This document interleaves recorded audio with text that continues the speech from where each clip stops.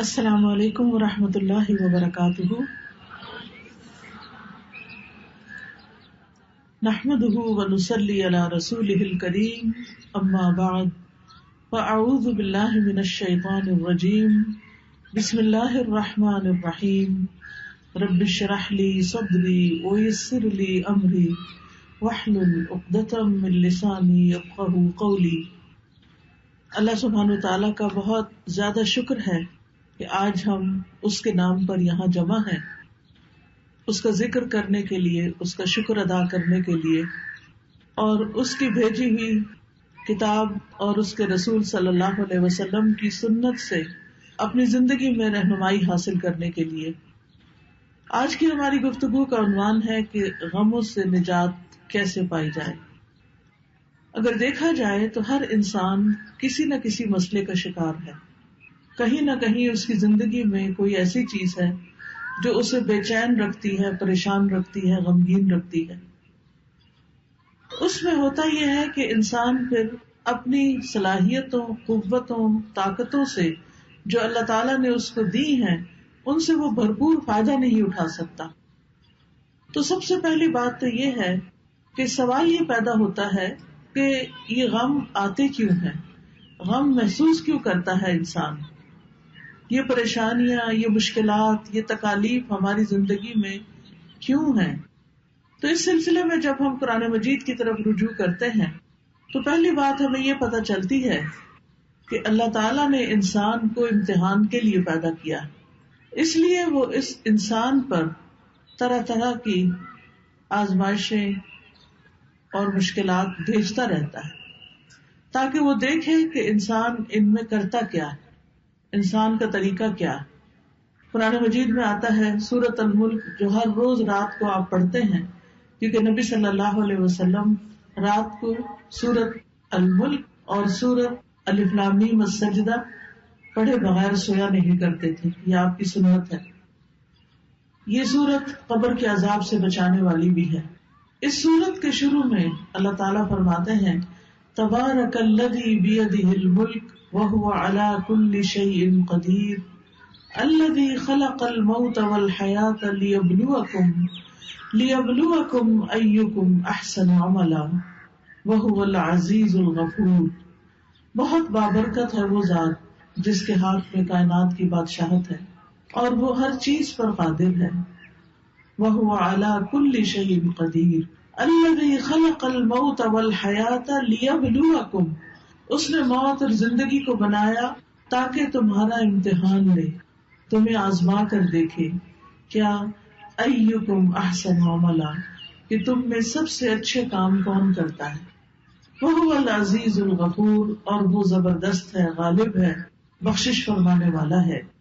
تو اس سے یہ پتہ چلتا ہے کہ یہ زندگی ایک امتحان ہے، اور امتحان ایک مشکل چیز ہوتی ہے۔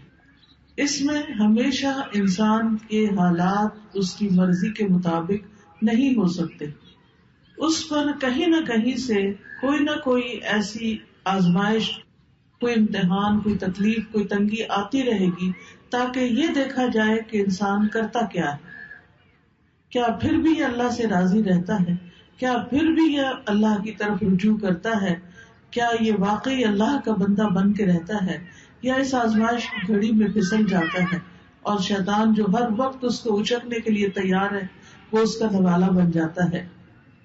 پھر اسی طرح یہ بات بھی یاد رکھنی چاہیے کہ انسان پر بہت سی تکلیفیں اس کے اپنے اعمال کی وجہ سے ہی آتی ہیں۔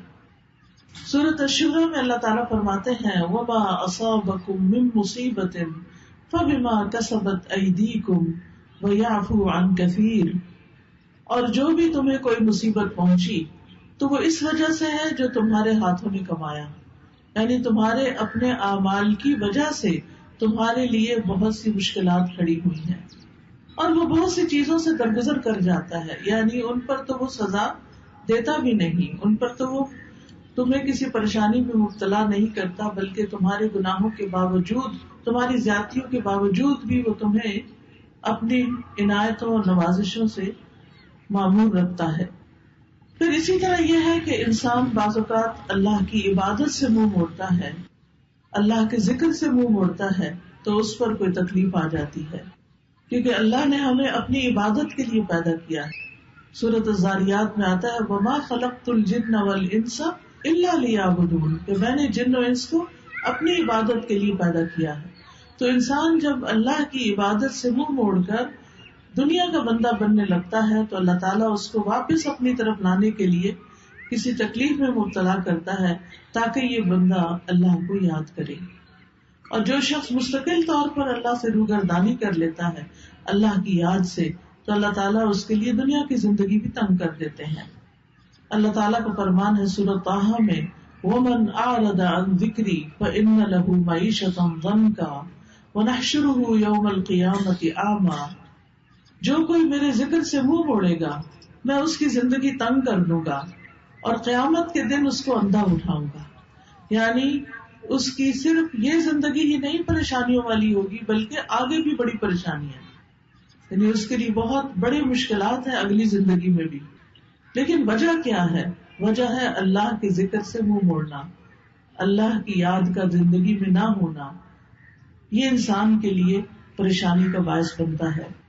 سورۃ الزخرف میں اللہ تعالیٰ فرماتے ہیں مَن یعش عن ذکر الرحمن نقیض له شیطانا فهو له قرین، جو شخص رحمان کے ذکر سے آنکھیں بند کر لیتا ہے ہم اس پر شیطان مسلط کر دیتے ہیں جو اس کا ساتھی بن جاتا ہے، اور شیطان پھر اس کو اللہ کے راستے سے روکتا ہے.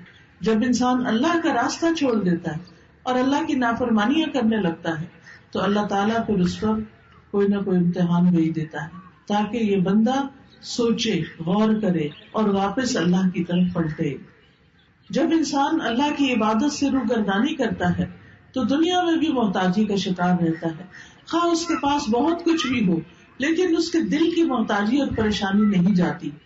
حدیث میں آتا ہے اللہ سبحانہ وتعالیٰ فرماتے ہیں، حدیث قدسی ہے، صحیح ترمذی کی روایت ہے، اے ابن آدم تم اپنے آپ کو میری عبادت کے لیے فارغ کر لو، میں تمہارے دل کو بے نیازی سے بھر دوں گا اور تمہاری محتاجی دور کر دوں گا. یعنی تم میری عبادت کے لیے وقت نکالو تو میں تمہارے دل کو غنی کر دوں گا. حالات تو نہیں بدلتے مگر دل کی حالت بدل جاتی ہے اللہ کی عبادت سے. دل مضبوط ہو جاتا ہے، دل کے اندر اللہ کا توکل آتا ہے، دل کے اندر ایسا یقین آتا ہے کہ انسان کو بڑی بڑی مشکلات بھی معمولی لگتی ہیں. اور جب دل میں ایمان نہیں ہوتا، توکل نہیں ہوتا، یقین نہیں ہوتا، امید نہیں ہوتی، مایوسی ہوتی ہے تو رائی بھی پہاڑ لگتی ہے. اور اس طرح مشکلات اور مصیبتوں کے پہاڑ ہر طرف اس کو کھڑے نظر آتے ہیں. تو اس کا حل کیا بتایا کہ اگر تم عبادت کرو گے تو میں تمہارے دل کو بے نیازی سے بھر دوں گا، تمہاری محتاجی دور کر دوں گا. لیکن اگر تم ایسا نہیں کرو گے تو میں تمہارے دونوں ہاتھ کاموں میں مشغول کر دوں گا اور اس کے باوجود تمہارا فقر دور نہیں کروں گا. یعنی تم سارا دن کام کرو گے، محنت کرو گے، لیکن پھر بھی تمہاری محتاجی اپنی جگہ کھڑی رہے گی کیونکہ وہ دل کی محتاجی ہوگی نا، دل کے اندر پریشانی ہوگی. تو یاد رکھیے کہ صرف دنیا کی فکر کرنے سے معاملات سلجھنے کی بجائے بگڑنے لگتے ہیں. صرف دنیا دنیا دنیا، ہر وقت صبح اٹھتے ہی دنیا کی فکر، دن کو دنیا کی فکر، رات کو سوتے ہوئے دنیا کی فکر. تو رسول اللہ صلی اللہ علیہ وسلم نے اس کے بارے میں فرمایا جس شخص کا مقصد اور پریشانی یا غم دنیا کا ہو اور وہ دنیا کا ہی ہو کر رہ جائے اور وہ اسی کی نیت رکھتا ہو تو اللہ تعالیٰ اس کا فقر اس کی آنکھوں کے سامنے کر دیتے ہیں. یعنی پھر اللہ تعالیٰ بھی اس کو اس کے حال پر چھوڑ دیتے ہیں. وہ دنیا کے لیے زیادہ کنسرن ہے، زیادہ فکر مند ہے تو اللہ تعالیٰ اس کو اسی کے حوالے کر دیتے ہیں اور اس پر اس کے معاملات بکھیر دیتے ہیں. اس کو سمجھ نہیں آتا کہاں سے شروع کروں اور کہاں پر ختم کروں، اور اس کو اس سے اتنا ہی ملتا ہے جو اس کے لیے لکھ دیا گیا ہو. اور جس شخص کا مقصد اور حرص آخرت ہو اور وہی اس کا ہدف بن جائے اور وہ اسی کی نیت کرتا ہو، یعنی اس کا ہم و غم آخرت ہے کہ کل کیا ہوگا. دنیا کی زندگی تو گزر جائے گی، میرا کل کو کیا بنے گا جب میں اللہ کے حضور پیش ہوگا، وہاں میرا ٹھکانہ کیا ہوگا. جو شخص اس فکر میں مبتلا ہو جاتا ہے تو اللہ تعالیٰ اس کے دل میں غرار ڈال دیتے ہیں، دنیا کی طرف سے اس کا دل مطمئن کر دیتے ہیں، اس کے معاملات کو یکجا کر دیتے ہیں اور اس کو پھر اپنی حاجتوں کے لیے بھاگنا نہیں پڑتا. دنیا ذلیل ہو کر اس کے پاس آتی ہے. تو اس لیے ہم سب کو یہ دیکھنا چاہیے کہ ہم کس چیز کے لیے زیادہ فکر مند ہیں. دنیا تو چند دن کی ہے، دنیا کی حیثیت تو ایک مچھر کے پر برابر بھی نہیں. دنیا کا بڑے سے بڑا نقصان ایسا ہی ہے جیسے مچھر کا پر ٹوٹ کے گر گیا ہو. لیکن اصل نقصان، اصل مشکل، اصل پریشانی تو آخرت کی پریشانی ہے، جس کے لیے ہم سب کو فکر مند ہونے کی ضرورت ہے. دنیا کی فکر کرنے والے سے رب کی بے نیازی ہوتی ہے.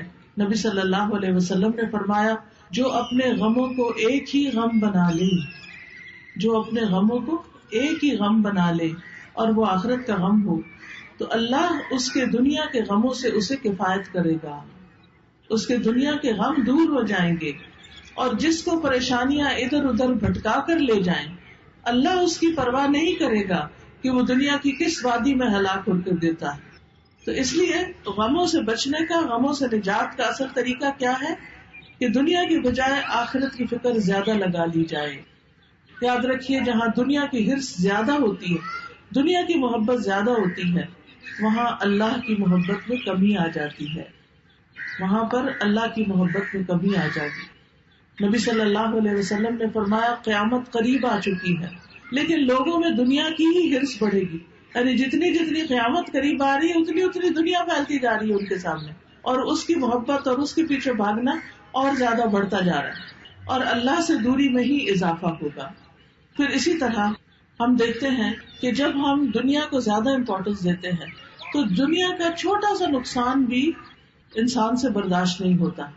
لیکن جب انسان یہ سمجھتا ہے کہ کوئی بات نہیں، یہ چیز چلی گئی تو ہم بھی تو اللہ کی طرف جانے والے ہیں، جیسا کہ سورۃ البقرہ میں آتا ہے، وَلَنَبْلُوَنَّكُمْ بِشَيْءٍ مِّنَ الْخَوْفِ وَالْجُوعِ وَنَقْصٍ مِّنَ الْأَمْوَالِ وَالْأَنفُسِ وَالثَّمَرَاتِ وَبَشِّرِ الصَّابِرِينَ الَّذِينَ إِذَا أَصَابَتْهُم مُّصِيبَةٌ قَالُوا إِنَّا لِلَّهِ وَإِنَّا إِلَيْهِ رَاجِعُونَ أُولَئِكَ عَلَيْهِمْ صَلَوَاتٌ مِّن رَّبِّهِمْ وَرَحْمَةٌ وَأُولَئِكَ هُمُ الْمُهْتَدُونَ. کہ اللہ سبحانہ تعالیٰ کی طرف سے آزمائش تو ہوگی، امتحان تو ہوگا، لیکن ایسے موقع پر جو یہ کہے انا للہ و انا الیہ راجعون، کہ بے شک ہم اللہ کے لیے ہیں اور اسی کی طرف لوٹ کر جانے والے ہیں، تو ایسے لوگوں پر اللہ کی رحمتیں اور نوازشیں ہوتی، اللہ کی رحمت ہوتی، اور ایسے لوگ ہدایت پانے والے ہوتے ہیں. تو بات یہ ہے کہ تکلیفیں تو آئیں گی، یہ تو اللہ تعالیٰ نے خود ہی فرما دی کہ ہم ضرور آزمائش کریں گے، ضرور امتحان لیں گے، خوف سے، بھوک سے، جان مال پھلوں کی کمی سے. لیکن خوشخبری ہے صبر کرنے والوں کے لیے. یعنی جب ان کی زندگی میں کوئی چیز کم ہوتی، مثلاً کوئی بچہ فوت ہو گیا، بہن بھائیوں میں سے کوئی چلا گیا، کاروبار چلا گیا، کوئی کاروبار کو نقصان ہو گیا، جاب چلی گئی، کوئی اور حادثہ ہو گیا کہ جس سے بڑا نقصان ہو گیا، تو اب یہ سب چیزیں تو زندگی میں روز کا معمول ہے، کبھی کوئی چیز پیش آتی ہے، کبھی کوئی چیز پیش آتی ہے. تو بتایا گیا کہ وہ ایسے موقع پر کیا کہتے ہیں اور کیا کرتے ہیں، انا للہ و انا الیہ راجعون، یعنی وہ اللہ کی طرف رجوع کر لیتے ہیں، اور صبر کے ساتھ کیا کہتے ہیں کہ بے شک ہم بھی اللہ کے لیے اور اللہ ہی کی طرف واپس جانا ہے. یعنی جو ہمارا کوئی رشتہ دار چلا گیا یا مال چلا گیا یا کوئی اور، یعنی کہ کوئی کھیتوں میں یا کاروبار میں یا کسی کیے ہوئے کام میں کوئی نقصان ہو گیا، تو وہ کہتے ہیں اس میں بھی کوئی خیر ہوگی، اس میں بھی میرے لیے اجر ہے، اس میں بھی کوئی بھلائی ہے. میرا کوئی پیارا چلا گیا لیکن میں اللہ سے امید نہیں چھوڑوں گی، کیونکہ اللہ ہے نا. حتیٰ کہ اگر کسی عورت کے شوہر بھی فوت ہو جائے اور اگر اس کا اللہ پر بھروسہ ہو تو اس موقع پر بھی اللہ تعالیٰ اس کا دل تھام لیتا ہے، اور وہ کیا سوچتی ہے کہ ایک انسان تو گیا ہے مگر اللہ تو زندہ ہے. اللہ لا الہ الا هو الحی القیوم، اللہ ہے نا. ٹھیک ہے، انسانوں کی کمی کوئی انسان اور پوری نہیں کر سکتا، شوہر کی کمی کوئی بھی پوری نہیں کر سکتا، نہ ماں باپ، نہ بہن بھائی، نہ بچے، لیکن اس سے بڑھ کر بھی تو کوئی ہستی ہے نا، اور وہ اللہ کی ہستی ہے. اللہ لا الہ الا ہو، اللہ وہ ذات جس کے سوا کوئی الہ نہیں، الحی جو زندہ ہے، جس کو کبھی موت نہیں آنی، القیوم جو قائم ہے، جسے کسی سہارے کی ضرورت نہیں بلکہ وہ باقی سب کو بھی قائم رکھنے والا ہے. تو جب وہ ہستی موجود ہے اللہ سبحانہ تعالیٰ ہے تو پھر فکر کس بات کی؟ اس نے تو میرے دنیا میں آنے سے پہلے میرے رزق کا انتظام کیا، ماں کے سینے میں دودھ اتار کے. اس نے تو مجھے پیدا ہونے کے بعد جب میرے دانت بھی نہیں تھے، کچھ کھانے کے قابل بھی نہیں تھا، کچھ ہاتھ پاؤں بھی ہلا کے نہیں پکڑ سکتا تھا، اس وقت بھی میرے رزق کا اہتمام کیا تھا، انتظام کیا تھا، وہ اب بھی کرے گا. تو ایسا شخص اس شدید غم کے موقع پر بھی سکون میں ہوتا ہے کہ اللہ ہے نا، وہ کہیں سے بندوبست کرے گا نا، وہ کوئی ذریعہ بنا دے گا نا، کیونکہ اصل الرزاق تو وہی ہے. انسان تو صرف سبب ہے، وسیلہ ہے. ایسا شخص کبھی بھی دل نہیں ہارتا، ایسا شخص کبھی بھی اپنے حواس نہیں کھوتا، ایسا شخص کی زندگی سے کبھی امید نہیں جاتی. اور آپ نے دیکھا ہوگا کہ کتنے ہی بچے ہیں جو یتیم پلے ہیں لیکن وہ بڑے بڑے لوگوں سے آگے نکل گئے ہیں، دنیا کی بڑی بڑی مشہور ہستیاں بن گئے. باپ کی کمی سے ان کی زندگی میں سب کچھ ختم نہیں ہو گیا، اللہ نے دوسرے ذرائع سے ان کی مدد کی، کیونکہ اصل اسباب تو اللہ کے ہاتھ میں ہے اور تمام چیزیں وہی پوری کرنے والا ہے. یاد رکھیے اللہ کے پاس ہر مسئلے کا حل ہے، وہ ہر چیز پر قدرت رکھتا ہے. لہذا رنج اور غم سے، مشقت اور پریشانی سے نجات پانے کے لیے سب سے پہلا کرنے کا کام کیا ہے؟ اللہ پر بھروسہ، اللہ سے مضبوط تعلق، اللہ پر ایمان، یقین، توکل، اس سے امید، اسی کا ڈر اور اسی کی طرف لوٹ کر جانے کی فکر. یاد رکھیے دنیا کے سارے خزانے اللہ کے ہیں، سارے خزانوں کا مالک وہ ہے. وَلِلَّهِ خَزَائِنُ السَّمَاوَاتِ وَالْأَرْضِ وَلِلَّهِ مُلْكُ السَّمَاوَاتِ وَالْأَرْضِ. آسمانوں کی بادشاہت، زمین کی بادشاہت ساری کی ساری اللہ کے پاس ہے. وَاللَّهُ عَلَى كُلِّ شَيْءٍ قَدِيرٌ. اور اللہ ہر چیز پر پوری طرح قادر ہے، پوری قدرت رکھتا ہے. لہذا کیا یقین رکھنا ہے کہ سارے خزانے تو اس کے پاس ہیں، مجھے اس سے مانگنے ہیں. لہذا انسان سب انسانوں سے نظر ہٹا کے اللہ سبحانہ تعالیٰ کی طرف امید رکھتا ہے، اس سے مانگتا ہے، یا اللہ تو میرا رازق ہے، تو پتھر کے اندر ایک کیڑے کو بھی رزق پہنچاتا ہے، تو کیا مجھے نہیں رزق دے سکتا؟ آسمانوں و زمین کی مخلوق کو دے رہا ہے، تو دن رات دے رہا ہے اور کوئی کمی نہیں واقع ہوتی تیرے رزق میں، تو کیا مجھے نہیں دے سکتا؟ تو مجھے بھی دینے والا ہے.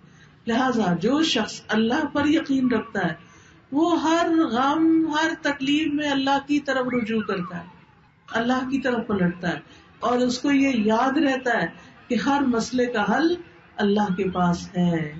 اللہ سبحانہ تعالیٰ کے سامنے اپنی حاجتیں رکھے، سجدے میں رو کر پکارے اس کو کہ اللہ تو مدد کر.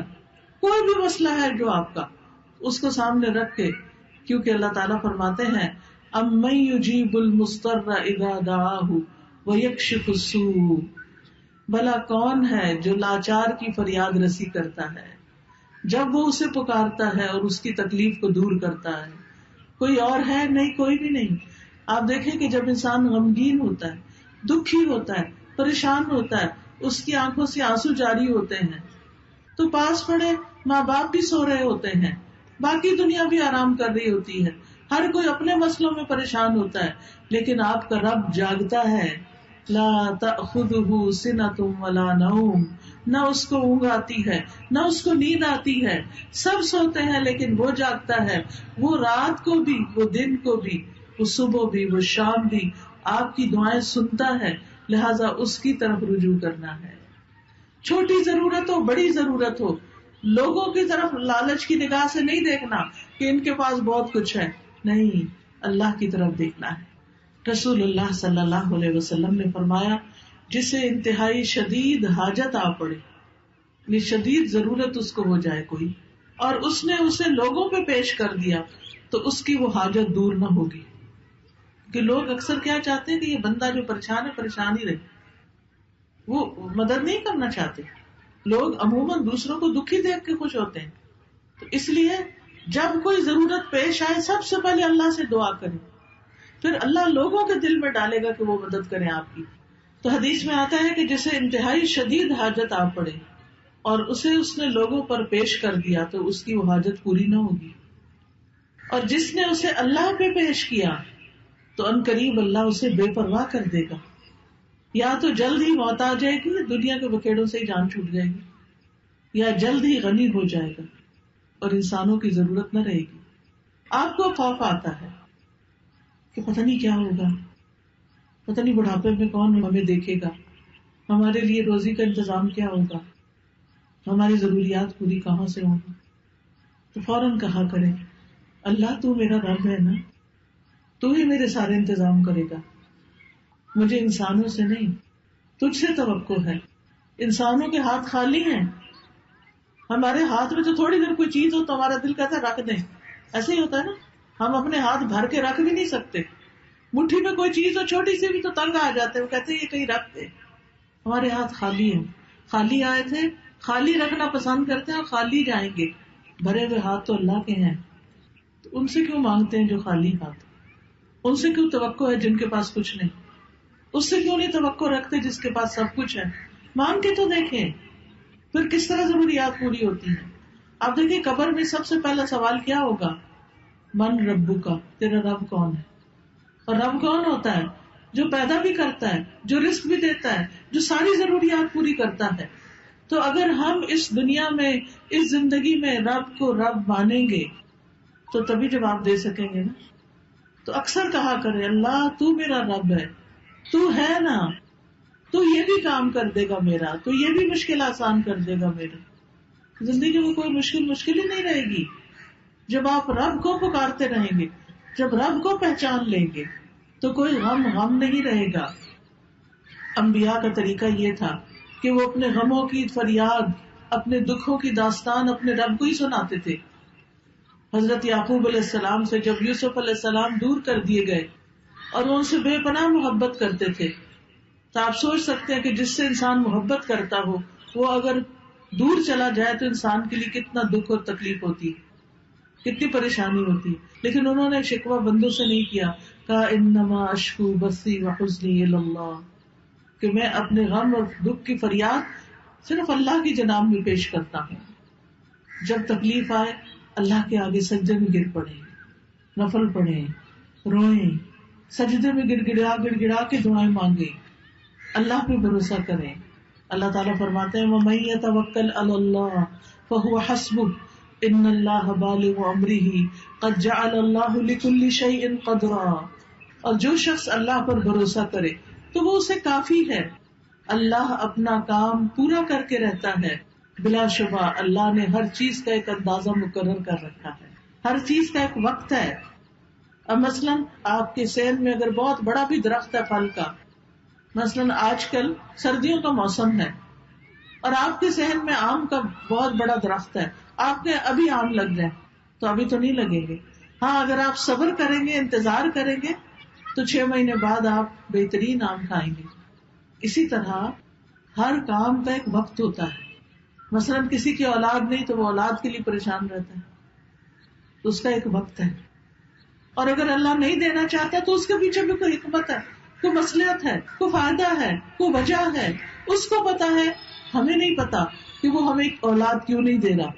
پھر اگر اولاد ہے اور اس کا کوئی غم ہے یا تکلیف ہے، اس کی وجہ سے ہم دکھی ہیں، تو اس پر بھی اللہ پہ بھروسہ کریں کہ یہ وقت بھی گزر جائے گا، اس کی کوئی وجہ ہے. آپ دیکھیے کہ جو ایک کچا برتن ہوتا ہے اور ایک پکا برتن ہوتا ہے، پکا برتن صرف وہ ہوتا ہے جسے آگ میں تپایا جائے. اللہ بندے کا ایمان بھی مضبوط کرنے کے لیے بعض اوقات اس کو مشکلات کی بھٹی میں تپاتا ہے، پکاتا ہے، پکا ہو جائے بندہ، استقامت آ جائے اس میں، وہ اللہ کا بندہ بن جائے، وہ سب سے مایوس ہو کر وہ اللہ ہی سے امید رکھے. تو اس لیے ایسے موقع پر انسان کو پریشان نہیں ہونا چاہیے، اللہ کی طرف رجوع کرنا چاہیے. اور یہ بھی یاد رکھیے جیسے قرآن مجید میں آتا ہے وَلَئِن سَأَلْتَهُم مَّنْ خَلَقَ السَّمَاوَاتِ وَالْأَرْضَ لَيَقُولُنَّ اللَّهُ قُلْ أَفَرَأَيْتُم مَّا تَدْعُونَ مِن دُونِ اللَّهِ إِنْ أَرَادَنِيَ اللَّهُ بِضُرٍّ هَلْ هُنَّ كَاشِفَاتُ ضُرِّهِ أَوْ أَرَادَنِي بِرَحْمَةٍ هَلْ هُنَّ مُمْسِكَاتُ رَحْمَتِهِ قُلْ حَسْبِيَ اللَّهُ عَلَيْهِ يَتَوَكَّلُ الْمُتَوَكِّلُونَ. اور یقیناً اگر آپ ان سے پوچھیں کہ آسمانوں اور زمین کو کس نے پیدا کیا تو ضرور کہیں گے اللہ نے. آپ دیکھیے کتنا بڑا آسمان ہے, کتنا بڑا. جس رب نے یہ بنا لیا وہ ہمارا ایک چھوٹا سا مسئلہ حل نہیں کر سکتا؟ ضرور کرے گا. کہیے تو کیا پھر تم نے دیکھا کہ وہ جنہیں تم اللہ کے سوا پکارتے ہو, اگر اللہ مجھے کوئی تکلیف پہنچانے کا ارادہ کر لے تو کیا وہ اس کی تکلیف کو دور کر سکتے ہیں؟ ہرگز نہیں. یا اگر وہ مجھ پر رحمت کرنا چاہے تو کیا یہ اس کی رحمت کو روک سکتے ہیں؟ کہہ دیجیے مجھے اللہ کافی ہے اور توکل کرنے والے اسی پر توکل کرتے ہیں.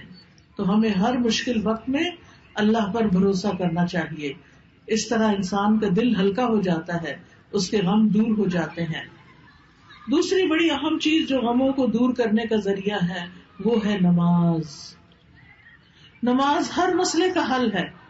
بہت سی پریشانیاں آتی اس لیے ہیں کہ ہم نماز ٹھیک سے نہیں پڑھتے, ہم پوری نمازیں نہیں پڑھتے, یا ہم تو پڑھتے ہیں بچے نہیں پڑھتے, یا بچے تو پڑھتے ہیں شوہر نہیں پڑھتے, یا خود تو پڑھتے ہیں ماں باپ نہیں پڑھتے. گھر میں کوئی نہ کوئی بے نمازی ہے جس کی نحوست سب پہ پڑ جاتی ہے. تو نماز جو ہے سارے مشکلات کا حل ہے. نبی صلی اللہ علیہ وسلم کا طریقہ کیا تھا کہ جب بھی انہیں کوئی مشکل کام ہوتا, جب بھی کوئی مشکل پڑتی, فوراً نماز کی طرف دوڑتے. انبیاء ساروں کا یہی طریقہ تھا, جب کوئی مشکل آتی نماز کی طرف آتے. جب انسان صبح فجر کی نماز پڑھتا ہے تو شیطان نے اس کے اوپر جو گریں لگائی ہوتی ہیں وہ کھل جاتی ہیں, اور انسان صبح حشاش بشاش پورے ایکٹیولی اپنی صبح کرتا ہے اور اس کا دن بہت اچھا گزرتا ہے, اس کا موڈ بھی صحیح رہتا ہے. لیکن جب انسان فجر کی نماز قضا کر دیتا ہے تو اس کے اوپر ایک سستی غالب آ جاتی, اس کے اوپر غم اور پریشانی سی طاری ہو جاتی ہے, اس کا دل اداس ہوتا ہے. تو آپ فجر کی نماز کی پابندی کریں گے تو آپ دیکھیں گے کہ آپ کا دل کتنا ہلکا ہوتا ہے, کتنا اچھا ہوتا ہے. پھر آپ دیکھیے کہ جب کوئی شخص نماز پڑھتا ہے تو حدیث میں آتا ہے جب تم میں سے کوئی آدمی نماز کے لیے کھڑا ہوتا ہے تو اللہ کی رحمت اس کی طرف متوجہ ہو جاتی ہے, یعنی وہ اللہ کی رحمت سے بیٹھنے لگتا ہے. ایک اور جگہ پر بھی آتا ہے وَأَقِيمُوا الصَّلَاةَ وَآتُوا الزَّكَاةَ وَأَطِيعُوا الرَّسُولَ لَعَلَّكُمْ تُرْحَمُونَ. نماز قائم کرو, زکات دیا کرو اور رسول کا حکم مانو تاکہ تم رحم کیے جاؤ. تو جو شخص یہ چاہتا ہے کہ اس کا مسئلہ حل ہو جائے, اس کی پریشانی دور ہو جائے, اس کا دکھ دور ہو جائے, اس کا غم دور ہو جائے, اسے چاہیے کہ وہ اچھے طریقے سے نماز پڑھے, خوب اللہ کو یاد کر کے نماز پڑھے, تو اللہ کی رحمت اس پر آئے گی. اور جس پر اللہ کی رحمت ہو جائے اس کے غم پھر غم نہیں رہتے. لیکن بات یہ ہے کہ جب ہمیں کوئی غم تکلیف ہوتا تو ہم سب سے پہلے نمازیں چھوڑ کے بیٹھ جاتے ہیں, بجائے اس کے کہ نماز سے مدد لیں جس کو قرآن میں اللہ تعالیٰ حکم دیتے ہیں وَاسْتَعِينُوا بِالصَّبْرِ وَالصَّلَاةِ. تو ہم کیا کرتے ہیں الٹا, کیا ہے پریشانی ہے, نماز کو دل نہیں کر رہا, نماز ہی نہیں پڑھی جا رہی, بھلا تمہارا علاج کہاں سے ہوگا؟ اگر نماز ہی چھوڑ دی تو مسئلے پہ مسئلہ مزید گمبھیر ہوتا چلا جائے گا, اور دنیا کے کوئی انسان نہیں جو تو آپ کو اس گڑھے سے نکال سکے. تو اس کا حل کیا ہے؟ نمازوں کی پابندی. اور صرف یہ نہیں کہ جیسے تیسے نماز پڑھ لینا. قد افلح المؤمنون الذین هم فی صلاتهم خاشعون. یقیناً فلاح پا گئے, کامیاب ہو گئے وہ مومن جو اپنی نمازوں میں خشوع اختیار کرتے ہیں.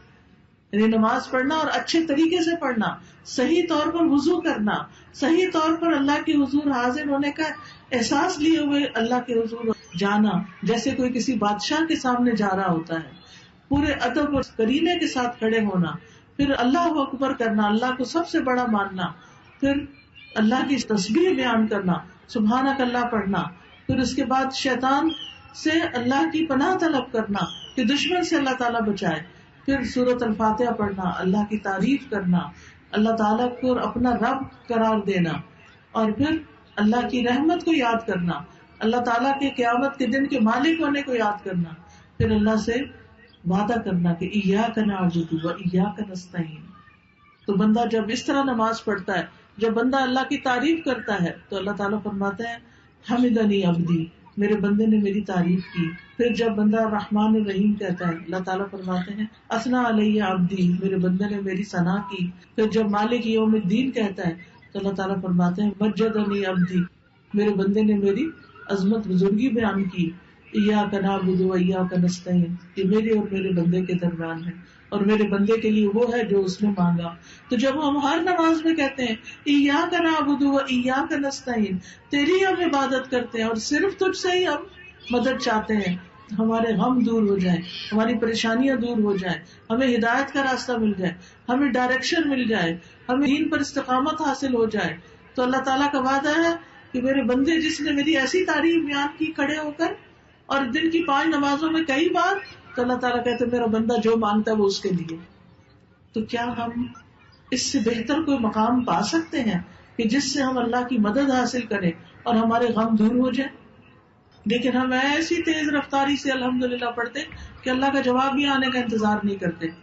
تو ضروری ہے کہ ہم رک رک کے نماز پڑھیں الحمدللہ رب العالمین، اور سوچا کریں اب میرا رب مجھے جواب دے رہا ہے، حمدنی عبدی الرحمن الرحیم.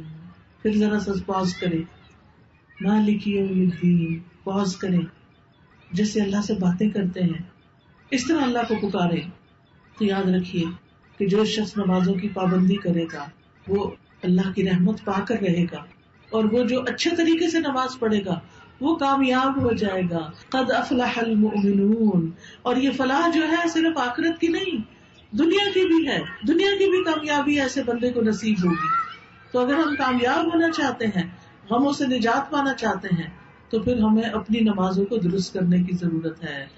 حدیث میں آتا ہے احفظ اللہ یحفظک، احفظ اللہ تجدہ تجاہک، اللہ کی حفاظت کرو اللہ تمہاری حفاظت کرے گا. کیا مطلب ہے؟ اللہ تعالیٰ کی حفاظت ہمیں تو نہیں کرنی، مراد ہے اللہ کے احکامات کی حفاظت، اپنی نمازوں کی حفاظت. نبی صلی اللہ علیہ وسلم نے فرمایا جان بوجھ کر نماز نہ چھوڑا کرو، اس لیے کہ جو شخص جان بوجھ کے نماز چھوڑ دیتا ہے اس سے اللہ کی ذمہ داری ختم ہو جاتی ہے، پھر وہ اللہ کی حفاظت سے باہر آ جاتا ہے. تو اگر ہم چاہتے ہیں کہ ہماری حفاظت ہو، ہم غموں سے مصیبتوں سے بچے رہیں، تو اس کے لیے کیا ضروری ہے کہ پھر ہم کیا کریں؟ نمازوں کو ٹھیک سے ادا کریں، نماز نہ چھوڑیں. کیونکہ نماز چھوٹی تو اللہ نے چھوڑ دیا بندے کو، اس کے حوالے کر دیا، جاؤ اب جدھر جاتے ہو. اور خصوصاً فجر کی نماز، نبی صلی اللہ علیہ وسلم نے فرمایا جس آدمی نے صبح کی نماز پڑھی وہ اللہ عز و جل کی ذمہ داری میں ہے، اس کے کاموں کی ذمہ داری اللہ تعالیٰ لے لیتا ہے. ابو ہریرہ رضی اللہ عنہ سے مروی ہے کہ رسول اللہ صلی اللہ علیہ وسلم نے فرمایا اللہ تعالیٰ فرماتا ہے اور میرا بندہ جن جن عبادتوں کے ذریعے سے میرا قرب حاصل کرتا ہے ان میں سے کوئی عبادت مجھے اتنی پسند نہیں جتنی وہ عبادت پسند ہے جو میں نے اس پر فرض کی ہے. میرا بندہ نوافل کے ذریعے مجھ سے اتنا قریب ہو جاتا ہے کہ میں اس سے محبت کرنے لگتا ہوں. نفل پڑھنے سے، نوافل ادا کرنے سے بندہ اللہ کے اتنے قریب ہو جاتا ہے کہ اللہ بندے سے محبت کرنے لگتا ہے.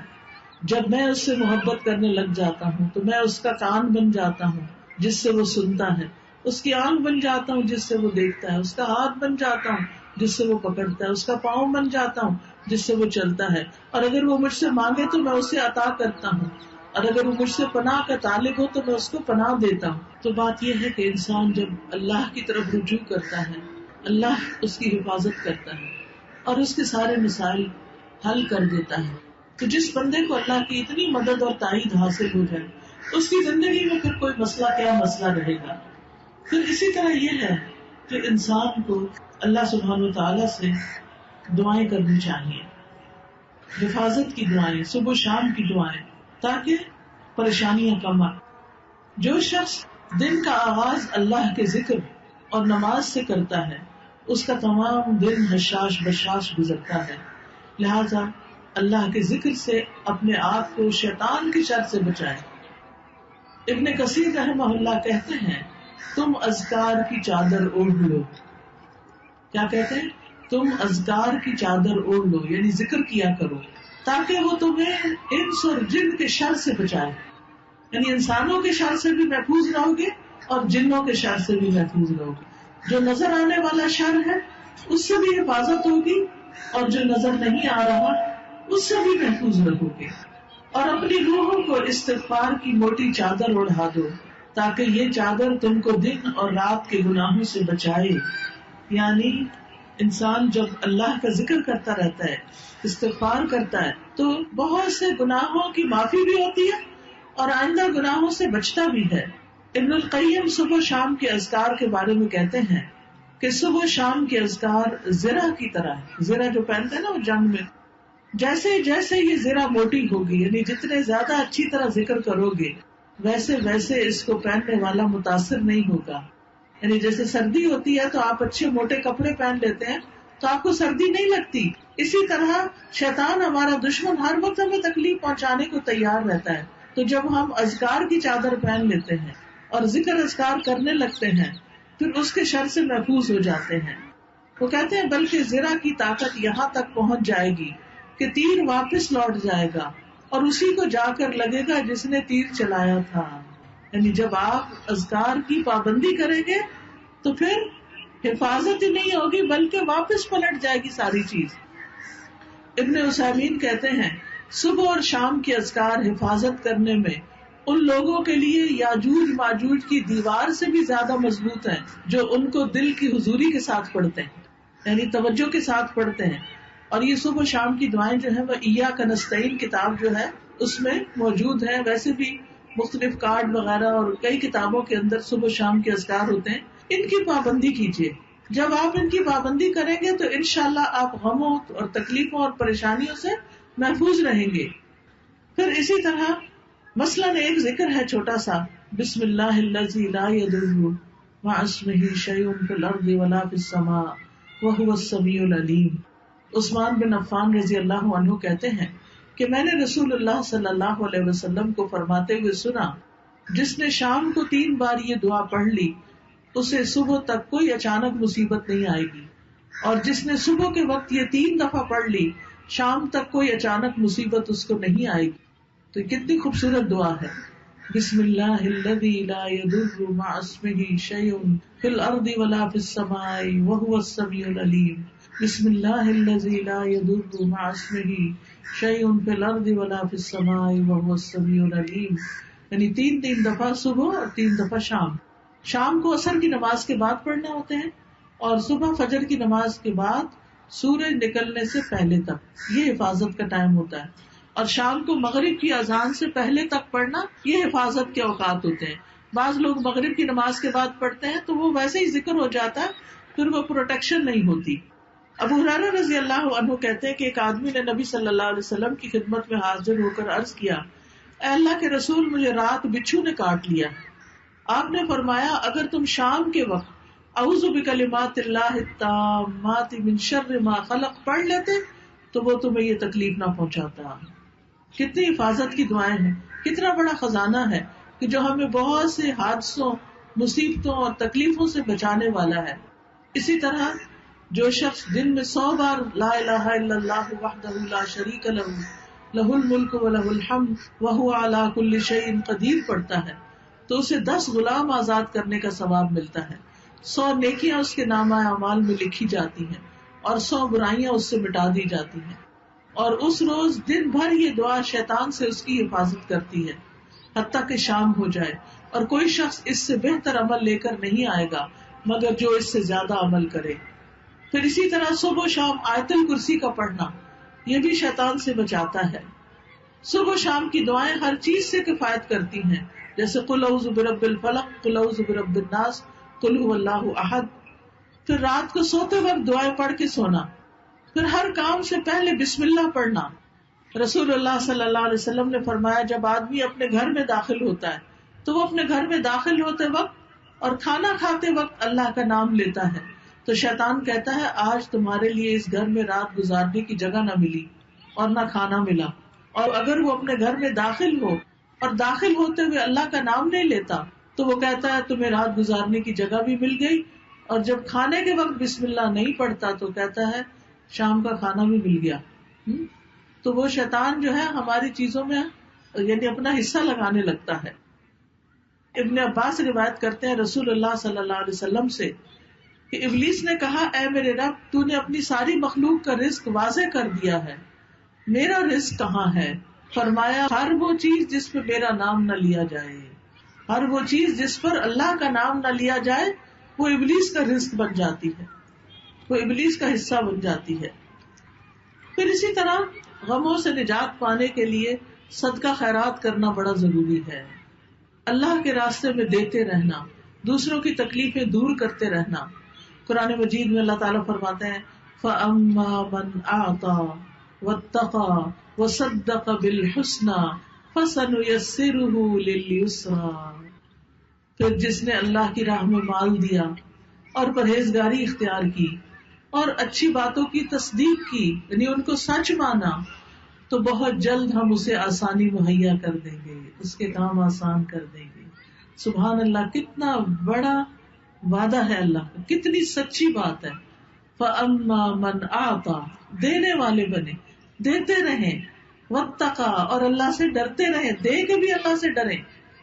وَصَدَّقَ بِالْحُسْنَى، اور نیکی کی، اچھائی کی جو باتیں سنیں، قرآن میں سنیں، قرآن میں پڑھیں، حدیث میں پڑھیں، نیکی کی مجلسوں میں جو اچھی اچھی باتیں سنیں ان باتوں کی تصدیق کریں، ان کو سچ مان کر ان پر عمل کریں، تو ہم اس کے لیے آسانیاں کر دیں گے. یہ ہے آسانیوں کا راز، یہ ہے آسانیوں کا نسخہ. صدقہ کرنے والا کبھی پریشان نہیں ہوتا، مایوس نہیں ہوتا. اب بعض اوقات ایسا ہوتا ہے کہ ہر روز کہیں انسان باہر نہیں نکلتا، کوئی ہمارے پاس نہیں آتا، تو آپ گھر میں بھی ایک ڈبہ بنا سکتے ہیں کہ جب کوئی کام کرنے لگے یا دن کا آغاز کرنے لگے تو اس میں کچھ ڈال دیں. آپ دیکھیں گے کہ کس طرح آپ کے کاموں کی رکاوٹیں ہٹ جائیں گی، آسانیاں ہونے لگے گی، آپ کو سکون آنے لگے گا. اور اگر یہ سوچ کر دیں کہ یہ دینے والے کے ہاتھ سے پہلے اللہ کے ہاتھ میں چلا جاتا ہے تو آپ کی خوشی کی انتہا نہ رہے گی. آپ دیکھیں کہ جب آپ اپنے کسی پیارے کو کوئی چیز دیتے ہیں نا جس سے آپ کو محبت ہوتی، مثلاً آپ کا بچہ جب کھانا کھا لیتا ہے تو ماں کو کتنی خوشی ہوتی، وہ خاص طور پر مینشن کرتی شکر ہے بچے نے پیٹ بھر کے کھانا کھا لیا، شکر ہے اس نے دودھ پی لیا، شکر ہے اس نے یہ کر لیا، شکر.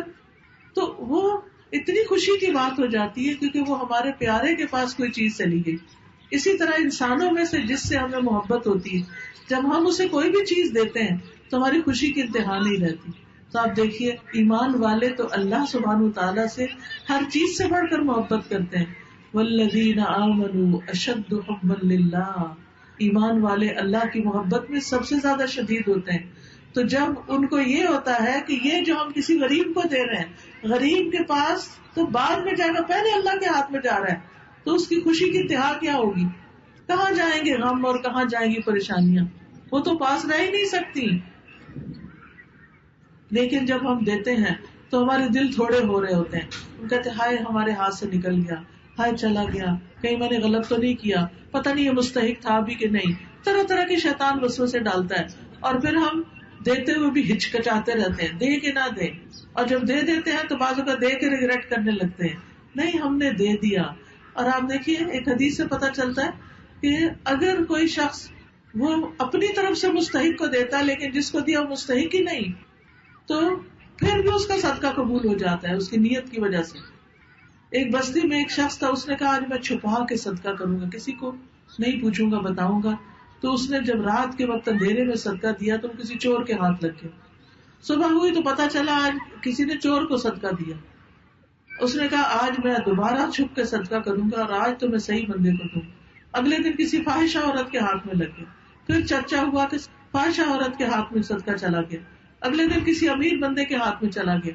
تو بڑا پریشان ہوا کہ یا اللہ میں تو تیری راہ میں غریب مسکین کو دینا چاہتا ہوں. تو اسے بتایا گیا کہ شاید وہ چور تیرے صدقے کی وجہ سے چوری چھوڑ دے اور وہ جو فاحشہ عورت ہے وہ حرام کاری چھوڑ دے. ہر انسان کے اندر ہی خیر ہے نا، کبھی وہ خود غلط کام بھی کر رہا ہوتا ہے مگر جب کسی کو دیکھتا کوئی اچھا کر رہا ہے تو اس کے دل کے اندر ضرور آتا ہے میں بھی تو کروں، مجھے بھی کرنا چاہیے. تو چور اور زناکار اور غلط کار ان کو جب کوئی اچھا کام کرتا نظر آتا ہے تو اس پر تو ایسا شخص جو ہے اس کو خیال آتا ہے کہ میں بھی کوئی نیکی کا کام کروں اور اس سے بھی نیکی صادر ہونے لگتی. تو اس لیے بہت ضروری ہے کہ آپ نیکی کرتے چلے جائیں، اس بات کی فکر نہ کریں کہ لینے والا کون ہے، وہ تو ہم اللہ کو دے رہے ہیں اور اللہ تعالیٰ اسے قبول کر لے تو مستحق تک بھی پہنچ جائے گا. نبی صلی اللہ علیہ وسلم نے فرمایا جب آدمی اپنا صدقہ نکالتا ہے تو وہ 70 شیطانوں کے جبڑے توڑ کے صدقہ کرتا ہے. یعنی شیطان اتنا جکڑتا ہے بندے کو کہ صدقہ نہ کرو، کیونکہ اسے پتا ہے کہ صدقہ جسم کی حفاظت بھی کرتا ہے اور بیماریوں سے بھی محفوظ رکھتا ہے. اگر کسی کو بیماری کی وجہ سے کوئی غم ہے تو نبی صلی اللہ علیہ وسلم نے فرمایا اپنے مریضوں کا علاج صدقے سے کرو. اسی لیے الحمدللہ ہمارے ہاں یہ ٹرینڈ پایا جاتا ہے کہ جب کوئی بیمار ہوتا ہے تو قربانی وغیرہ کی جاتی ہے, صدقہ خیرات کیا جاتا ہے. پھر اسی طرح صدقہ جو ہے مشکلات سے بچاتا ہے. حضرت حارث اشعری سے مروی ہے کہ نبی صلی اللہ علیہ وسلم نے فرمایا اللہ تعالیٰ نے حضرت یحییٰ بن زکریہ علیہ السلام کو 5 باتوں کا حکم دیا کہ ان پر خود بھی عمل کرے اور بنی اسرائیل کو بھی ان پر عمل کرنے کا حکم دے. ان میں سے ایک یہ ہے کہ میں تمہیں صدقہ کرنے کا حکم دیتا ہوں, کیونکہ اس کی مثال اس شخص کی سی ہے جسے دشمن نے قید کر کے اس کے ہاتھ گردن سے باندھے ہوئے, پھر وہ اس کو قتل کرنے کے لیے لے چلے اور وہ ان سے کہے کیا تم میری جان کا فدیہ وصول کرنے کے لیے تیار ہو؟ پھر وہ تھوڑے اور زیادہ کے ذریعے جس طرح بھی بن پڑے اپنی جان کا فدیہ پیش کرے یہاں تک کہ اپنے آپ کو چھڑا لے. تو اسی طرح ایک شخص جیسے موت کے منہ میں جا رہا ہے لیکن وہ صدقہ کرنا شروع کر دیتا ہے اور خصوصاً اپنے رشتے داروں کا خیال رکھنا شروع کر دیتا ہے تو اس کی عمر لمبی ہو جاتی ہے, وہ مصیبت سے نکل آتا ہے.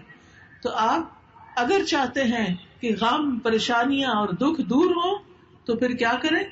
صدقہ خیرات کی کثرت, دائیں بائیں آگے پیچھے.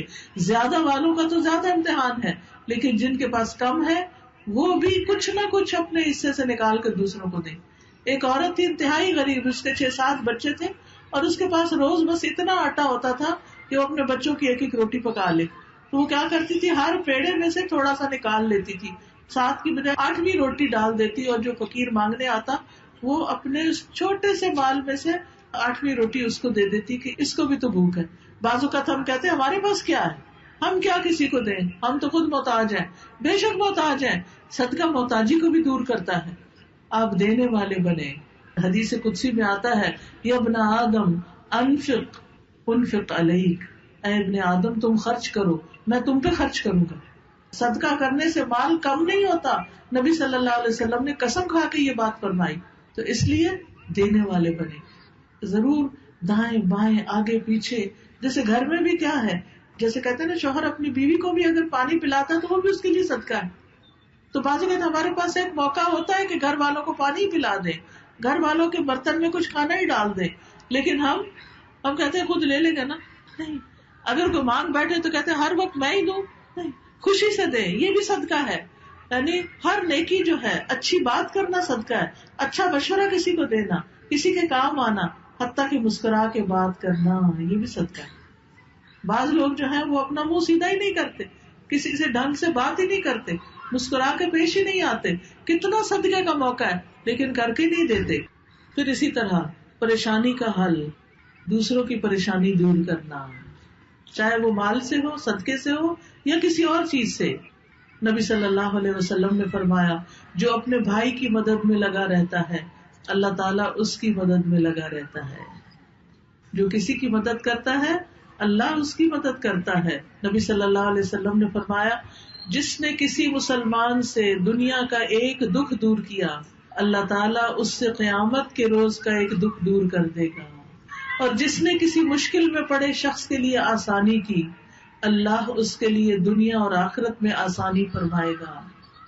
اور جس نے کسی مسلمان کی پردہ داری کی اللہ عز و جل دنیا اور آخرت میں اس کی پردہ داری کرے گا. اور اللہ عز و جل اس وقت تک بندے کی مدد میں رہتا ہے جب تک کہ بندہ اپنے بھائی کی مدد میں لگا رہتا ہے. یعنی کسی کو دے کر ہم ان پر احسان نہیں کرتے, دراصل ہم اللہ سے خود مدد لے رہے ہوتے ہیں. یعنی اللہ کی مدد ایسے بندوں کے لیے آ رہی ہوتی ہے. تو اس لیے خوشی سے دوسروں کی مدد کریں, چھوٹی چھوٹی چیزیں دوسروں کو سکھائیں, دوسروں کی زندگی آسان کریں, دوسروں کا کام کر دیں.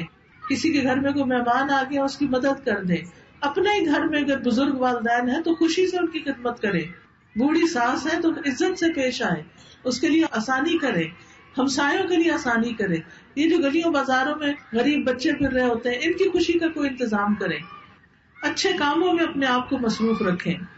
رسول اللہ صلی اللہ علیہ وسلم نے فرمایا وہ لوگ اللہ کو زیادہ پیارے ہیں جو دوسروں کے لیے زیادہ فائدہ مند ہوتے ہیں. تو فائدہ پہنچانے والے بنے, ہر ایک کو فائدہ دے. بعض اوقات ہمارے یہاں یہ ہوتا ہے کہ فائدہ اٹھائیں, یہ ہماری ذہنیت بن جاتی ہے کہ دوسروں سے فائدہ لینے والے ہوتے ہیں، نہیں دینے والے بنے. جب دل میں نیت میں یہ آئے نا کہ ہم اس سے یہ فائدہ اٹھائیں، اس سے وہ، فوراً سوچے نہیں ہم اس کو یہ فائدہ پہنچائیں اور ہم اس کو یہ، آپ دوسروں کو فائدہ پہنچائیں گے، اللہ آپ کی ساری ضروریات پوری کر دے گا. اور پھر کامیابی کے لیے کثرت سے اللہ کو یاد کرنا اور اللہ سبحانہ تعالیٰ کی طرف راغب ہونا. ذکر کے فائدوں میں ابن القیم لکھتے ہیں کہ ذکر شیطان کو بھگا دیتا ہے، رحمان کو راضی کرتا ہے، دل سے غم اور پریشانی کو دور کرتا ہے، دل کے لیے خوشی کو کھینچ لاتا ہے، جسم کو طاقت بخشتا ہے، چہرے کو منور کرتا ہے، رزق کھینچ لاتا ہے، تر و تازگی کا لباس پہناتا ہے. اور غموں کو دور کرنے کے لیے، پریشانیوں کا حل کے لیے کچھ ضروری دعائیں جو ہیں اس میں سے نمبر 1 درود شریف کا کثرت سے پڑھنا. درود شریف پڑھنے سے 10 رحمتیں آتی ہیں، 10 مشکلیں آسان ہوتی ہیں، گناہ معاف ہوتے ہیں. تو اس لیے اگر کوئی دکھ ہے زندگی میں، بچوں کی طرف سے یا اپنی کسی بیماری سے پریشان ہے یا شوہر کی طرف سے پریشان ہے یا کسی رشتے دار، کوئی بھی غم ہے آپ کی زندگی میں، بندوں کے اوپر نہیں بھروسہ کریں کہ وہ کچھ کر دے گا، وہ اللہ کو پکاریں، درود شریف کثرت سے پڑھنا شروع کر دیں، مسئلہ حل ہو جائے گا. پھر استغفار کریں، خاص طور پر روزی میں کشادگی، مال اولاد کی طرف سے پریشانی جو ہے اس کا حل استغفار میں ہے. نبی صلی اللہ علیہ وسلم دن میں 100 سے زیادہ دفعہ استغفار کرتے تھے. قرآن مجید میں آتا ہے نوح علیہ السلام نے اپنی قوم سے کہا، میں نے کہا اپنے رب سے معافی مانگ لو، یقیناً وہ ہمیشہ سے بہت معاف کرنے والا ہے. وہ تم پر برستی بارش برسائے گا، وہ مالوں اور بیٹوں سے تمہاری مدد کرے گا، تمہیں باغ عطا کرے گا، تمہارے لیے نہریں جاری کر دے گا. تو استغفار کرو. استغفار مال بھی لاتا ہے، اولاد بھی لاتا ہے. جس کے پاس اولاد نہیں اس کو کثرت سے استغفار پڑھنا چاہیے. اللہ کا عذاب روکتا ہے. نبی صلی اللہ علیہ وسلم نے فرمایا، انسان جب تک اللہ عز و جل سے استغفار کرتا رہتا ہے اس وقت تک اللہ تعالیٰ کے عذاب سے محفوظ رہتا ہے. پھر قرآن سے اپنا تعلق مضبوط کریں، قرآن پڑھیں. اور الحمدللہ یہاں پر اس مسجد میں قرآن کی کلاسز شروع ہوں گی. یہ فلائر سب لے کر جائیں اور کسی نہ کسی پروگرام میں ضرور شرکت کریں، کیونکہ اللہ کا کلام جہاں پڑھا جاتا ہے وہاں رحمتیں نازل ہوتی ہیں، وہاں مشکلات آسان ہوتی ہیں. یہاں پر انشاءاللہ دورہ قرآن بھی ہوگا، صوت القرآن بھی ہوگا، ترجمہ، تجوید، تفسیر اور کچھ مضمون وغیرہ پڑھائے جائیں گے. اور 1 رمضان سے انشاءاللہ دورہ قرآن یہاں پر شروع ہوگا اور اس کے بعد 2 جولائی سے یہاں کلاسز شروع ہوگی. خود بھی آئیں، اپنی لڑکیوں کو، بچیوں کو بھی بھیجیں. الہدا کی جو بچیاں اس ایریا میں قریب رہتی ہیں وہ مدد کرنے کے لیے آئیں، وہ انتظامیہ سے رابطہ کریں کہ ہم یہاں پر ہیں اور ہم کچھ نہ کچھ ہیلپ کر سکتے ہیں. تو آپ کی مدد ہمارے لیے بہت فائدہ مند ہوگی تاکہ زیادہ سے زیادہ لوگ پڑھ سکیں. کیونکہ بعض اوقات ایسا ہوتا ہے نا، بچیاں شادی ہو کے آتی ہیں، ان کو پتہ نہیں چلتا کہ آپ کس کو پڑھائیں، کیا کریں. تو مسجد میں اگر کلاس ہوگی تو اور بچیاں بھی آ کے مدد کریں گی تو بے شمار لوگ پڑھ جائیں گے. یاد رکھیے قرآن شفا ہے. وَنُنَزِّلُ مِنَ الْقُرْآنِ مَا هُوَ شِفَاءٌ وَرَحْمَةٌ لِّلْمُؤْمِنِينَ وَلَا يَزِيدُ الظَّالِمِينَ إِلَّا خَسَارًا. اور ہم قرآن میں جو کچھ نازل کرتے ہیں وہ مومنوں کے لیے تو شفا اور رحمت ہے، مگر یہ ظالموں کے خسارے میں ہی اضافہ کرتا ہے. تو قرآن کا پڑھنا شفا بھی ہے اور اللہ کی رحمت لانے کا ذریعہ ہے. یہ غموں کا سب سے بڑا علاج ہے، پھر اللہ سے جوڑنے کا ذریعہ ہے، گھروں میں برکت کا ذریعہ ہے. ابو ہریرہ کہا کرتے تھے، بے شک قرآن پڑھنے کی وجہ سے گھر اپنے رہنے والوں کے لیے کھلا ہو جاتا ہے، اس میں فرشتے حاضر ہوتے ہیں، شیطان اس گھر کو چھوڑ دیتے ہیں، اس کی خیر و برکت بڑھ جاتی ہے. اور قرآن نہ پڑھنے کی وجہ سے گھر اپنے رہنے والوں کے لیے تنگ ہو جاتے ہیں، فرشتے اس کو چھوڑ دیتے ہیں، شیاطین اس میں بسیرا کر لیتے ہیں اور اس گھر کی خیر و برکت کم ہو جاتی ہے. تو اپنے گھروں کو قرآن کا مرکز بنائیں، خود قرآن گھر والے بھی بیٹھ کے پڑھیں اور بچے بھی پڑھیں، بڑے بھی پڑھیں. قرآن کی چھوٹی چھوٹی مجلسیں اپنے گھر میں قائم کریں، بچوں کو ناظرہ پڑھانے کا انتظام کریں. یعنی کہ اگر آپ یہاں مسجد سے دور ہیں اور انتظام نہیں ہے تو اپنے گھروں، اپنے علاقوں میں کریں. خواتین مل جل کر پروگرام بنائیں. جو شخص شیطان سے بچنا چاہتا ہے اسے چاہیے کہ اللہ کی رسی کو مضبوطی سے تھام لے. عبداللہ فرماتے ہیں کہ سیدھے رستے پر شیاطین کی آمد و رفت رہتی ہے. بلند آواز سے کہتے ہیں، اے اللہ کے بندے اس رستے پہ آ جاؤ. تم اللہ کی رسی کو مضبوطی سے تھام لو، بے شک اللہ کی رسی قرآن ہے. یعنی وہ لوگوں کو کہتے تھے کہ یعنی قرآن کو تھام لو، یہ اللہ کی رسی ہے. خصوصاً سورۃ البقرہ پڑھنا. جس گھر میں سورۃ البقرہ پڑھی جاتی ہے وہاں سے شیطان بھاگ جاتا ہے. اور آخر میں رنج و غم کے وقت کی دعائیں ہیں کچھ. ایک دعا ہے بہت یعنی دل آپ کا بوجھل ہے، غمگین اور پریشان ہے، تو یہ دعا کثرت سے پڑھیں. اللہ اللہ ربی، پڑھیے اللہ اللہ ربی لا اشرک بہ شیئا. اللہ اللہ ربی لا اشرک بہ شیئا. اللہ اللہ ربی لا اشرک بہ شیئا. اسی طرح جب کوئی بہت بڑا مسئلہ پیش آ جائے، کوئی تکلیف پیش آ جائے، تو فوراً کہا کریں یا حی یا قیوم برحمتک استغیث. اس وقت بھی اپنی کوئی پریشانی یاد کر کے تو دعا مانگے، یا حی یا قیوم برحمتک استغیث، یا حی یا قیوم برحمتک استغیث. پھر اسی طرح لا الہ الا اللہ العظیم الحلیم، لا الہ الا اللہ رب العرش العظیم، لا الہ الا اللہ رب السماوات ورب الارض ورب العرش الکریم. پھر اسی طرح اللہم انی عبدک وابن عبدک وابن امتک ناصیتی بیدک ماض فی حکمک عدل فی قضاؤک اسألک بکل اسم هو لک سمیت بہ نفسک او انزلتہ فی کتابک او علمتہ احدا من خلقک او استأثرت بہ فی علم الغیب عندک ان تجعل القرآن العظیم ربیع قلبی ونور صدری وجلاء حزنی وذہاب ہمی وغمی. اے اللہ میں تیرا بندہ ہوں، تیرے بندے کا بیٹا اور تیری باندی کا بیٹا. میری پیشانی تیرے ہاتھ میں ہے، میری ذات پہ تیرا ہی حکم چلتا ہے، میری ذات کے متعلق تیرا فیصلہ عدل والا ہے. یعنی مجھ پہ اگر کوئی مشکل آئی ہے تو تیرا انصاف ہے. یہ میں تجھے ہر تیرے نام کا واسطہ دے کر کہتا ہوں جو تو نے اپنے لیے خود تجویز کیا یا اپنی مخلوق میں سے کسی کو وہ نام سکھایا یا اسے اپنی کتاب میں نازل فرمایا یا اپنے پاس علم غیب میں اسے محفوظ کر لیا.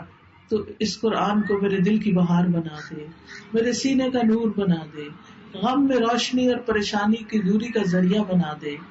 تو اللہ تعالیٰ اس شخص کا غم دور کر دیں گے.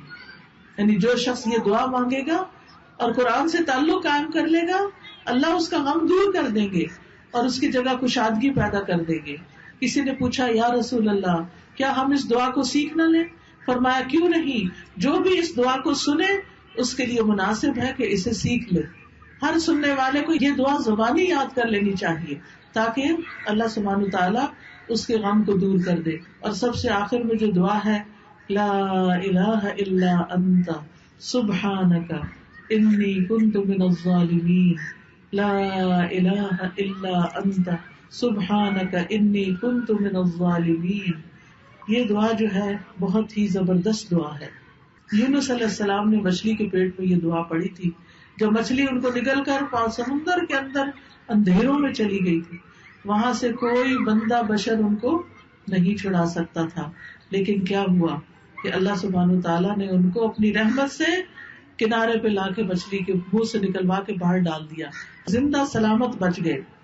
قرآن مجید میں آتا ہے فلولا انہ کان من المسبحین للبث فی بطنہ الی یوم یبعثون، کہ اگر وہ تسبیح کرنے والوں میں شامل نہ ہوتے، یعنی یہ آیت کریمہ نہ پڑھتے، تو وہ قیامت کے دن تک مچھلی کے پیٹ میں ہی رہتے، وہ اس سے نکل نہیں سکتے تھے.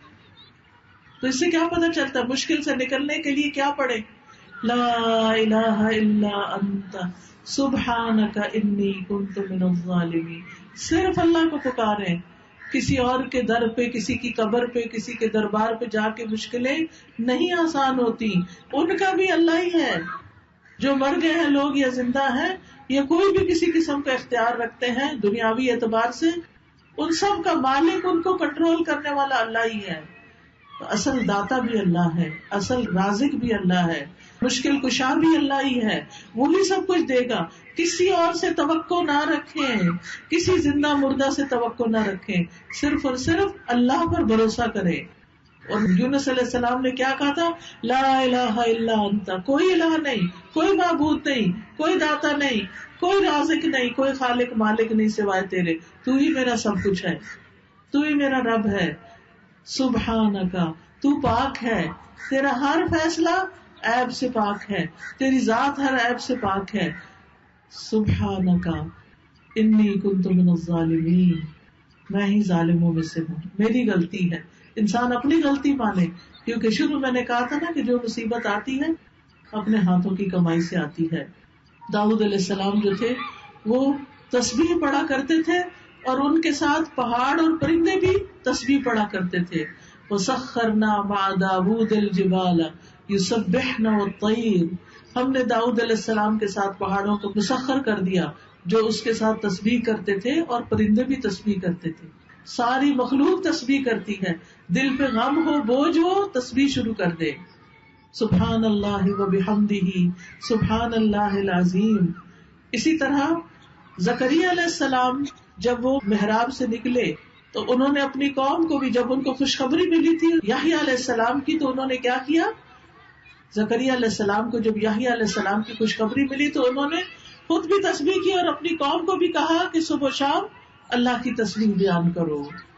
موسیٰ علیہ السلام نے اپنے بھائی کے مددگار بنائے جانے کی جب دعا کی تو اس وقت کیا کہا کہ وَاجْعَل لِّي وَزِيرًا مِّنْ أَهْلِي هَارُونَ أَخِي اشدد به ازری واشرکه فی امری کئی نسبحک کثیرا ونذکرک کثیرا.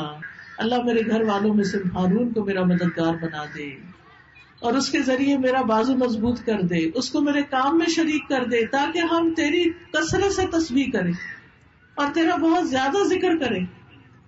تو خود بھی تسبیح کریں اور گھر والوں کو بھی تسبیح میں شریک کریں. تسبیح جو ہے کہ جنت والوں کا بھی ذکر ہوگا. وَدَعْوَاهُمْ فِيهَا سُبْحَانَكَ اللَّهُمَّ وَتَحِيَّتُهُمْ فِيهَا سَلَامٌ.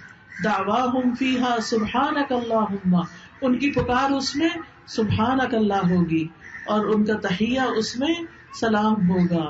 تو جنت والے بھی جا کر تسبیح کر رہے ہوں گے. ملائکہ کا ذکر بھی تسبیح ہے. والملائکۃ یسبحون بحمد ربہم، ملائکہ اپنے رب کی حمد کے ساتھ اس کی تسبیح بیان کرتے ہیں. تو یاد رکھیے تسبیح جو ہے یہ بہت بڑا ذکر ہے.